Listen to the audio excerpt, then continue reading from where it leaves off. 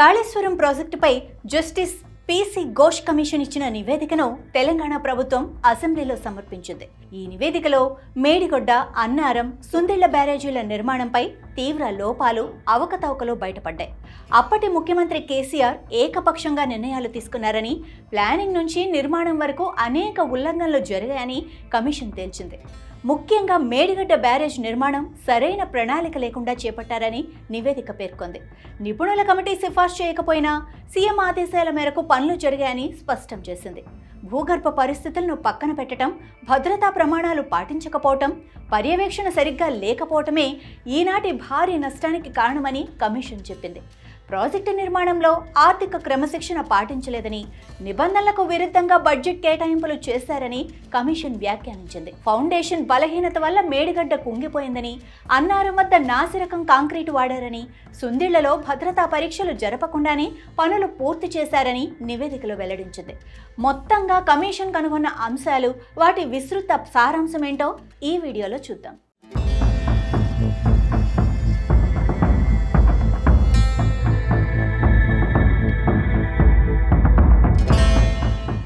ప్రాజెక్టుకు అడ్డంగా ఉన్న సమస్యలను పరిష్కరించేందుకు మహారాష్ట్ర, ఏపీలతో చర్చల తర్వాత 2015 ఏప్రిల్ 4వ తేదీన జరిగిన సమావేశంలో పూర్తి రిజర్వాయర్ సామర్థ్యం తగ్గించడానికి ఇతర ఇంజనీరింగ్ అంశాలను శోధించాలని నిర్ణయించారు.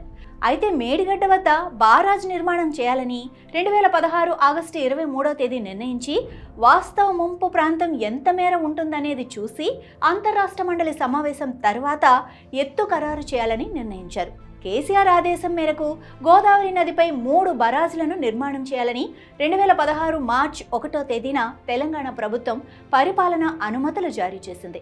మేడిగడ్డ, అన్నారం, సుందిళ్ల వద్ద బారాజులు నిర్మాణం చేయాలని హై పవర్ కమిటీ ఎలాంటి సిఫార్సు చేయలేదని కాళేశ్వరం కమిషన్ విచారణలో వెల్లడైంది.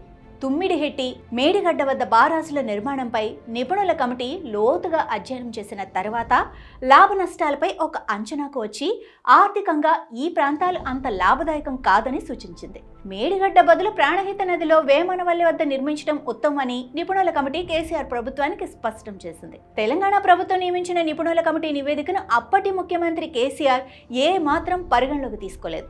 మేడిగడ్డ వద్ద బారాజును నిర్మించాలన్న ఏకైక ఉద్దేశంతో ఈ నివేదికను ప్రభుత్వం ఉద్దేశపూర్వకంగానే కోల్డ్ స్టోరేజ్లో ఉంచినట్లు కాళేశ్వరం జ్యుడిషియల్ కమిషన్ విచారణలో వెలుగు చూసింది.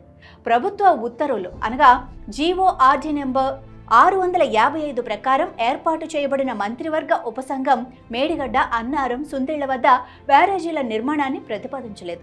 కనీసం సిఫార్సు కూడా చేయలేదని స్పష్టంగా నిర్ధారితమైంది. మేడిగడ్డ వద్ద లిఫ్ట్ ఇరిగేషన్ ప్రాజెక్టు నిర్మాణం కోసం కేంద్ర ప్రభుత్వం ఆధ్వర్యంలోని వ్యాప్కోస్ water and power consultancy services limited సంస్థకు సమగ్ర ప్రాజెక్టు నివేదిక రూపొందించే కన్సల్టెన్సీ బాధ్యతలను అప్పగిస్తూ 2015 ఏప్రిల్ 15వ తేదీన జీఓఆర్డీ నెంబర్ 212 జారీ చేశారు.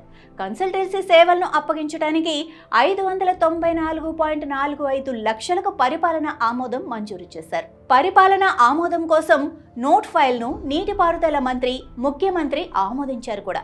దీనికి 2016 జూన్ 3వ తేదీన జరిగిన మంత్రి మండలి సమావేశంలో రాటిఫై చేశారు. అయితే రాటిఫికేషన్కు ముందు పరిపాలనా అనుమతుల మొత్తాన్ని 677.67 లక్షలకు పెంచుతూ 2016 జనవరి 18న మరో జీవో జారీ చేసిన ఉన్నతాధికారులు దీనికి మంత్రి మండలి ఆమోదం తీసుకోలేదు.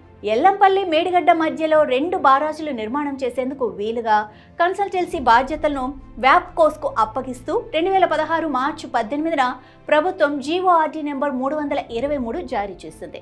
వ్యాప్కోస్ ఈ 2 బారాజులపై డిపిఆర్ ఇచ్చినట్లు ప్రభుత్వం నివేదిక ఇవ్వలేదు. రికార్డుల్లో ఎక్కడా కూడా కనిపించలేదు. వ్యాప్కోస్ సమర్పించిన పాక్షిక డిపిఆర్లో మేడిగడ్డ, అన్నారం, సుందిళ్ల బ్యారేజ్లను నిర్మించాలని పేర్కొని తుది డిపిఆర్లో 3 పవర్ హౌస్లను నిర్మించాలని సూచించింది. పాక్షిక డిపిఆర్ ప్రకారం ప్రాజెక్టు అంచనాలు తయారు చేయాలని కేసీఆర్ ఆదేశించారు. ఈ మేరకు ఐబీఎం కమిటీ 2016 ఫిబ్రవరి 11వ తేదీన సమావేశం నిర్వహించి అంచనాలకు ఆమోద ముద్ర వేసింది. తెలంగాణ సచివాలయం బిజినెస్ రూల్స్ ప్రకారం పరిపాలనా అనుమతులు ఇవ్వటం అక్రమం. మేడిగడ్డ, అన్నారం, సుందిళ్ల బారాజుల నిర్మాణం కోసం 2016 మార్చి 1వ తేదీనే 3 పరిపాలనా అనుమతులు మంజూరు చేసింది. అయితే ఈ పరిపాలనా అనుమతులను మంత్రిమండలి సమావేశం ముందు పెట్టి ఆమోదం తీసుకోలేదు. ఆ తర్వాత రాటిఫై కూడా చేయలేదు. నీటిపారుదల శాఖ మంత్రి, ముఖ్యమంత్రి కూడబలుక్కొని దీన్ని ఆమోదించారు. కాళేశ్వరం లిఫ్ట్ ఇరిగేషన్ స్కీముల కోసం Kaleshwaram lift irrigation corporation limited special purpose vehicle SPVను ఏర్పాటు చేస్తూ నీటిపారుదల శాఖ 2015 అక్టోబర్ 6న ఉత్తర్వులు ఇచ్చింది. దీని ప్రధాన లక్ష్యం ఏమంటే ప్రణాళిక రూపొందించడం, అమలు చేయటం, నిధుల విడుదల, అమలు, నిర్వహణ, ఆపరేషన్, విధులు. కానీ బారాజుల రూపకల్పనలో ఎక్కడా కూడా కాళేశ్వరం కార్పొరేషన్ను వ్యాప్కోస్తో భాగస్వామ్యం, సమన్వయం చేయలేదు. కార్పొరేషన్ను కేవలం నిధుల సమీకరణ, రుణాల సేకరణ, పనులు చేసిన వారికి డబ్బులు చెల్లించే బాధ్యతకే పరిమితం చేశారు. ప్రత్యేక తెలంగాణ ఏర్పడిన తర్వాత 2014 జూన్ 2వ తేదీ నుంచి 2016 మార్చ్ 1వ తేదీ వరకు 3 బారాజుల నిర్మాణానికి కర్త, కర్మ, క్రియ అన్ని కేసీఆర్ తానే వ్యవహరించారు.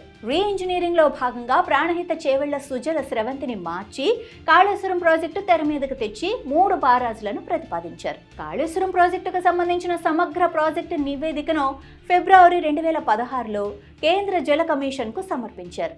అయితే 3 బారాజుల నిర్మాణానికి పరిపాలన అనుమతులు అంతకు ముందే అనగా 2016 మార్చ్ 1వ తేదీన ఇచ్చారు.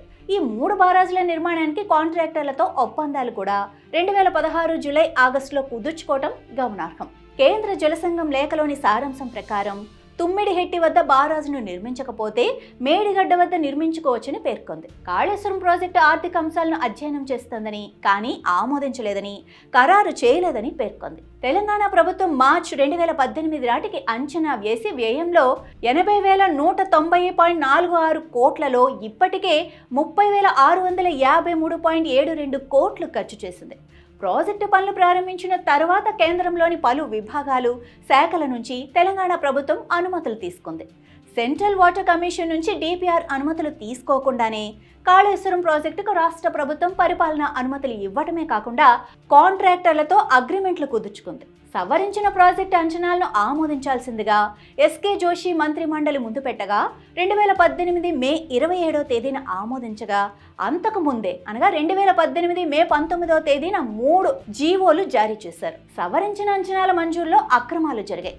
రాష్ట్ర స్థాయి స్టాండింగ్ కమిటీ కూడా ఎలాంటి అభ్యంతరాలు తెలపకుండా ఆమోదించడం ఇక్కడ విశేషం.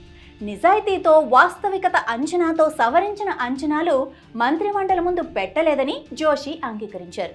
ముందుగా తయారు చేసిన DPRలో అంచనాలు పద్ధతి ప్రకారం చేయలేదని కమిషన్ ముందు ఆయన నివేదించారు.